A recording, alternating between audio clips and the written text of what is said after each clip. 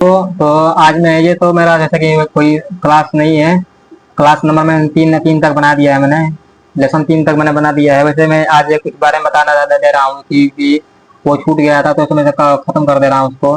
यहाँ पर सबसे पहले वाउचर में जाएंगे, मैं उसको बता दे रहा हूँ। पेमेंट हम क्या यहाँ पर क्या कर रहे हैं, सेल कर रहे हैं ना हम। सेल सेल कर रहे हैं तो यहाँ पर सबसे पहले मैं अपने आप यहाँ पर दिखा दे रहा हूँ। पार्टी का नाम मैंने डाल दिया, किसी पार्टी का नाम कंट्रोल है। ये सब तो मैंने बता रखा है आप लोगों को पहले ही बता दिया है, बिल्कुल एक एक करके बारीकी से बताया हुआ है मैंने इसे। यहाँ पर ये जैसे कि यहाँ पर मैं कोई Alt+C के सेल का लेयर बना रहा हूँ। यहाँ पर सेल सेल का लेयर बना दिया मैंने। यहाँ पर सेल चूज कर लिया है। देखिए यहाँ पर सेल मैंने चूज कर लिया है। तो अगर मैं यहाँ पर ये बताना था, 1 मिनट। आज यहाँ पर स्पेसिफाई डिटेल शेयर पर क्लिक करेंगे। यहाँ पर टैक्सेबल चूज किया। एग्जाम न्यूलेटेड और नॉन जीएसटी के बारे में मैं आप लोगों को बता दे रहा हूँ। ये क्या होता है, एग्जाम का मतलब होता है बिल्कुल छूट, नेचुरल। जैसे आप लोग कोई दूध बेच रहे हैं, फ्रेश दूध, आप लोग जो थैली में जो दूध देखते हैं ना, वो उस पर जीएसटी लगता है। जो आप लोग वो लोग लेकर आते हैं, गाँव वाले जो होते हैं, वो दो लोग दूध देते हैं, वो फ्रेश दूध होता है, इस पर जीएसटी नहीं लगता है। सब्जियों पर जीएसटी नहीं लगता है। हाँ, सब्जियों पर जीएसटी लगता है, जो होटलों में जो खाना बनता है ना, उस पर जीएसटी लगता है।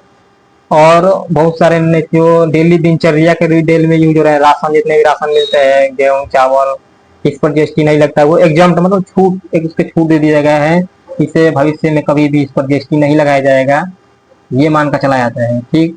एक खत्म हो गया। यहाँ पर दूसरा नील रेटेड। नील रेटेड क्या होता है, ये जीएसटी के अंतर्गत आता ही नहीं है। ये जीएसटी के अंतर्गत आता ही नहीं है। डीजल हो गया, पेट्रोल हो गया, और भी बहुत सारी चीजें रहती है, ये इस पर मतलब जीएसटी लगती ही नहीं है। तो क्या लगती है, इस पर सेस लगता है।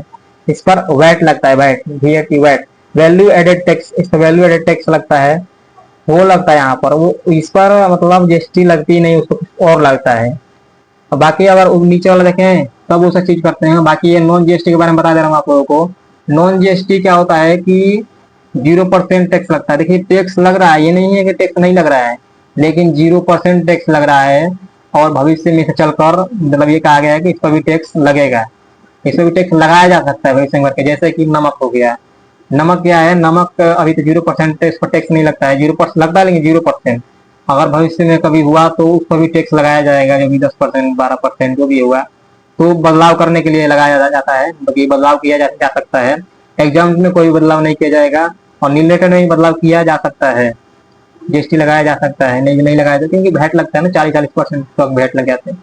अपने अपने एरिया के हिसाब से वैट लगते हैं, ये कोई फिक्स नहीं होता है। अपने यूपी का अलग, हरियाणा का अलग। ये मुझे बता दिया मैंने आप लोगों को। बस यहाँ पर ये 1 मिनट ये नहीं बताया मैंने आप लोगों को। एग्जाम नॉन शेड्यूल के देना, मैं यहाँ पर टैक्सेबल चूज कर रहा हूँ। देखिए यहाँ पर नरेशन आप ट्रांजेक्शन, नरेशन ऑफ ट्रांजेक्शन मैंने दूसरी क्लास में बता रखा था, इसे ऑन कैसे किया जाता है। मैंने उसमें सब चीज के बारे में नहीं बताया था। सब चीज क्या होता है यहाँ पर, जितने भी ऑप्शन दिख रहे हैं उसे क्लियर कर दे रहा हूँ मैं आप लोगों को। ये लोकल सेल आपको लोग पता है, लोकल सेल आपने किसी पर्सन को बेच रहे हैं, उसके पास जीएसटी नंबर होना चाहिए, तो ये लोकल सेल है। और अदर देन इसे अगर किसी लोकल पर ऐसे पर्सन को आप बेच रहे हैं जैसे के पास जीएसटी नंबर है ही नहीं, तो इससे इससे कोई रिलेटेड नहीं है। फिर वहां पर इससे कोई रिलेटेड नहीं है, नॉर्मल से जीएसटी लगाइएगा, देख लीजिएगा। और लोकल सेल टैक्सेबल ये बता दिया हमने। इंटर स्टेट सेल्स जो कि अदर स्टेट में बेचते हैं, अपने राज्य के अलावा किसी दूसरे राज्य में बेचती है, तो इंटर स्टेट सेल हो गया। इस पर आईजीएसटी लगता है। इंटर स्टेट डीम्ड एक्सपोर्ट, ये क्या होता है डीम्ड एक्सपोर्ट, मैं बता दे रहा हूँ। डीम्ड एक्सपोर्ट में से मान लिया जाता है कि डीम्ड एक्सपोर्ट हो जाता है। एसीजेड, एसीजेड के केस में डीम्ड एक्सपोर्ट, देखिए एसीजेड भी डीम्ड एक्सपोर्ट की तरह ट्रीट होता है, लेकिन गवर्नमेंट के नजर में एसीजेड क्या है, एक्सपोर्ट है। वो रियली एक्सपोर्ट है, मतलब माना जाता, वो माना नहीं आएगा, एकदम एक्सपोर्ट की तरह से ट्रीट किया जाएगा। उसे भी हम कह सकते हैं कि डीम्ड एक्सपोर्ट है। लेकिन यहाँ पर ऑप्शन के हिसाब से मैं यहाँ पर देख रहा हूँ कि डीम जो एसीजेड का है वो अलग दिया गया है। आप देख सकते हैं नीचे, सबसे नीचे सेल्स टू एसीजेड टैक्सेबल, इसको अलग किया गया है। तो फिर यहाँ पर ये डीम्ड एक्सपोर्ट है क्या, डीम्ड एक्सपोर्ट जाता है EPCG, export promotion capital good. तो एक्सपोर्ट प्रमोशन कैपिटल गुड होता है, और भी 4-5 जो है रीजन है, उन लोगों को अगर आप सेल कर रहे हैं तो आपको यहाँ पर डीम्ड एक्सपोर्ट लिया जाएगा। डीम्ड एक्सपोर्ट में ऐसे क्या होता है कि बिल्कुल एक्सपोर्ट की तरह ट्रीट किया जाएगा आपको। आपने बेच किया, ठीक, आपने जीएसटी लगाया, सामने वाले ने जीएसटी नहीं पे किया, आपने पे किया जीएसटी सेल, तो हमने पे किया जीएसटी, ठीक। सेल देखिए सेल करते हैं आप लोग, ठीक, तो आपको जीएसटी पे करनी पड़ती है, सबको पता है। लेकिन होता क्या है कि सामने वाला पार्टी आपको जीएसटी देगा ही नहीं, जीएसटी का पैसा ही नहीं देगा, तो फिर आप कैसे पे करेंगे? तो आपको ही पे करने पड़ते हैं एक्सपोर्ट के केस में, और उसका रिफंड मिलता है। FRD-01 एक फॉर्म होता है, वो भरता है। डिक्लेरेशन फॉर्म ए नंबर जो होता है ना, जो EPCG वाला देगा आपको, उसे मेंशन करने पड़ते हैं, पेमेंट प्रूफ दिखाना पड़ते हैं, और उसके बाद से इनवाइस नंबर, ये सब आपको देगा। और उसके बाद से उसे कॉपी में लगा कर उसे डाल देंगे, और ये आपको FRD वाला जो बोला मैंने, उसको पेमेंट 1 साल बाद ये होता है, 1 साल बाद करके ये करता है। आप इसको नॉर्मल अकाउंटेंट नहीं करते हैं इसका ये काम। और उसके बाद 1 साल बाद उसे रिफंड मिल जाता है वो पैसा। देखिए ये क्या होता है, मैं बता दिया आप लोगों को पहले ही बता दिया कि वो पैसा आपको अपने जेब से भरने पड़ते हैं। एक्सपोर्ट के केस में सामने वाली पार्टी आपको पैसा नहीं देती है, वो केवल गुड्स का पैसा देती है। जैसे हमने किसी को गुड्स बेचा 1 लाख रुपए का, 18,000 जीएसटी बन गया, IGST, तो वो केवल 1 लाख रुपए देगी, 18,000 पैसा नहीं देगी। 18,000 पैसा आप अपने अपने तरफ से जीएसटी पे करेंगे, GSTR-1 में दिखाएंगे 1 महीने बाद, फिर अगले महीने बाद भी बेचेंगे तो 1 महीने बाद फिर 18,000 दिखाएंगे। ऐसे दिखाते दिखाते ज्यादा हो जाएगा, 2-4 लाख। फिर 1 साल बाद आपको FRD-01 भरना पड़ेगा। आपको डिक्लेरेशन आपको देगा, वो फॉर्म ए देगा, वो पेमेंट प्रूफ, इनवाइस नंबर सब देगा आपको, आप डालकर उसके बाद से आप लोगों को रिफंड मिलता है। और भी बहुत सारे प्रोसेस होते हैं, तो ऐसे करके चलता है एक्सपोर्ट के केस में। तो वही है यहाँ पर डीम्ड एक्सपोर्ट।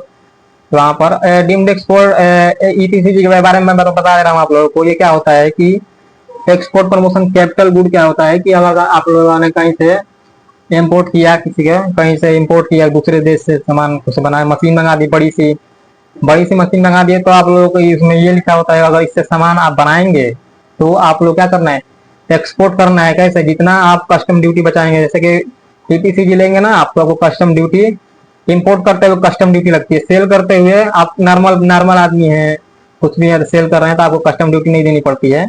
ये रूल है। प्रमोशन किया गया है कि आप लोग दूसरे देश में सामान को बेचे, लेकिन अगर आप किसी दूसरे देश से सामान खरीद रहे हैं, चाइना से खरीद रहे हैं, तो आप लोग क्या करें, उस पर कस्टम ड्यूटी आपको देनी पड़ती है। लेकिन अगर आपके पास EPCG है तो आपको कस्टम ड्यूटी नहीं देनी पड़ेगी। ACZ भी है तो भी नहीं देनी पड़ती है इसमें। बाकी आपको छूट मिल जाता है। छूट इसलिए मिलता है, जितना छूट मिलेगा, पूरा आपने सामान मंगाया तो 10 लाख रुपए का आपको कस्टम ड्यूटी बनी, कस्टम ड्यूटी बन गई, उस पर 10 लाख रुपए का बनी। और क्या हुआ, उसका 6 गुना, यानी कि 10 छक्के 60 लाख रुपए का आपको 6 साल के अंदर अंदर उसे एक्सपोर्ट करना है। अगर आप एक्सपोर्ट नहीं करते हैं तो उस पर कई सारे और भी रीजन हो सकते हैं, केस वेस सब क्या चलता है। वैसे तो आप सब लोग समझ कर एग्रीमेंट पर साइन किया जाता है वहाँ पे।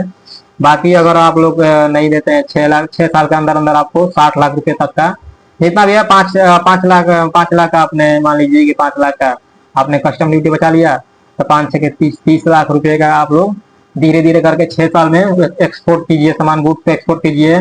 उस मशीन से आप लोग जो भी सामान बनाएंगे उस एक्सपोर्ट के प्रमोशन के लिए ये EPCG दिया जाता है आप लोगों को, ताकि कि दूसरे देश में सामान बेचा जाए और हमारा देश आगे बढ़े, इकोनॉमिक्स हमारी आगे बढ़े, इसके लिए। और ACZ भी वही है। ACZ के बारे में मैं कल बताऊंगा, बहुत ठीक ठाक चैप्टर है ये भी। बाकी आप ये से बता दिया, आप लोकल डीम्ड एक्सपोर्ट बता दिया मैंने आप लोगों को। लोकल एंड इंट्रास्टेट, लोकल आपके अपने एरिया में बेचते हैं उसे लोकल ही बोलते हैं। और यहाँ पर एक्सपोर्ट टैक्सेबल, सबको पता है, टैक्सेबल नॉर्मल जैसे सबको बेचते हैं, टैक्सेबल बेचते हैं।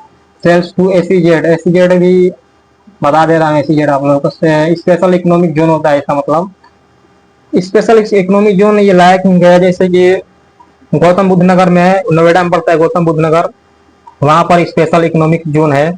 तो मैं आप लोगों को बता दे रहा हूँ कि ये लायक गया कि देखिए शहर है, बढ़िया शहर बन गया। सड़कें वहाँ पर इतनी बड़ी बड़ी है कि आप लोग पूछो मत। मैं वहाँ पर गया था, अपना राशन कार्ड पर अंगूठा लगाने थे तो मैं वहां पर गया था, तो भी देखा बहुत बड़ी बड़ी सड़कें थी, लेकिन वहां पर गाड़ियां बहुत कम चल रही थी। मैंने देखा कि बिल्कुल साफ साफ दूर दूर तक कोई बहुत कम गाड़ियां चल रही है। हाईवे इतना खतरनाक, बहुत बड़ा बड़ा, इतना हाईवे की बहुत बड़ा हाईवे था वहाँ पे, लेकिन गाड़ियां कम चल रही थी। क्या हो गया, यहाँ पर इंडस्ट्रियल एरिया है ही नहीं यहाँ पर, मतलब लोग तो थोड़ा बहुत रह रहे हैं यहाँ, लेकिन यहाँ पर कंपनियां है ही नहीं यहाँ पर। तो क्या करता है, गवर्नमेंट एक प्रमोशन करती है SEZ के नाम से, कि स्पेशल इकोनॉमिक जोन बनाती है, एक जोन बना दिए कि हाँ भाई, अगर आप लोग यहाँ पर अब अपना मैंने कंपनी डालेंगे यहाँ पर अपना कंपनी डालेंगे, यहाँ से अगर कुछ भी सेल करेंगे, यहाँ पर कुछ मैन्युफैक्चरिंग करेंगे, तो आपको क्या करना होगा, आपको छूट मिल जाएगी एक्सपोर्ट करें, यहाँ से आप लोग करके यहाँ से एक्सपोर्ट कीजिए और वहां से आपको छूट मिलती रहेगी आपको। तो इसमें क्या होता है कि अगर मैं नॉर्मल नॉर्मल पर्सन हूँ, नॉर्मल कंपनी हूँ, मैं उसे एसीजेड वाले को सेल करता हूँ, तो वो एक तरफ एक्सपोर्ट माना जाएगा। एसीजेड वाला भी जीएसटी नहीं देगा हमको, उसका जीएसटी हमें ही पे करने पड़ेंगे और 1 साल बाद हमको रिफंड मिलता है वो सरकार से। ठीक। अगर आपको नहीं, आपको अगर आप चाहते हैं कि मुझे पैसा ना देना पड़े, तो आपको एक एलयूटी बॉन्ड होता है, वो अप्लाई करना पड़ता है। और एलयूटी बॉन्ड की लेटर ऑफ अंडरटेकिंग ये होता है। लेटर ऑफ अंडरटेकिंग का मतलब उसमें ये लिखा होता है साफ साफ कि आप कसम खाइए कि आप यहाँ से क्या करेंगे, केवल एक्सपोर्ट ही करेंगे। एक्सपोर्ट करने के लिए ये होता है कि आप लोग क्या करेंगे, एक्सपोर्ट ही करेंगे। तो आपको यहाँ पर दिया जाता है यहाँ पे। बाकी नॉर्मल केस में ऐसे ही चलता रहता है, आपको टैक्स पे करने पड़ते हैं। एलयूटी बॉन्ड एक एक्सपोर्ट के केस में होता है। तो कल कल मैं भी इसे अच्छे से बता दूंगा। ईपीसीजी के बारे में मैंने आप लोगों को बता दिया, ईपीसीजी के बारे में, एक्सपोर्ट प्रमोशन ग्रुप के बारे में आप लोग बता ही दिया। इसमें आप लोग ईपीसीजी में क्या होता है कि और भी सारे चीज होते हैं कि मतलब चेकिंग वेकिंग वहाँ पे। बाकी इतना रहने दे रहा हूँ, कल वीडियो में बताऊंगा मैं आप लोगों को। चलिए, मैं वीडियो पसंद है तो लाइक और सब्सक्राइब जरूर कीजिएगा वैसे, इसी तरह का वीडियो पाने के लिए। बाकी कल मैं बताऊंगा आप लोगों को। Thank you.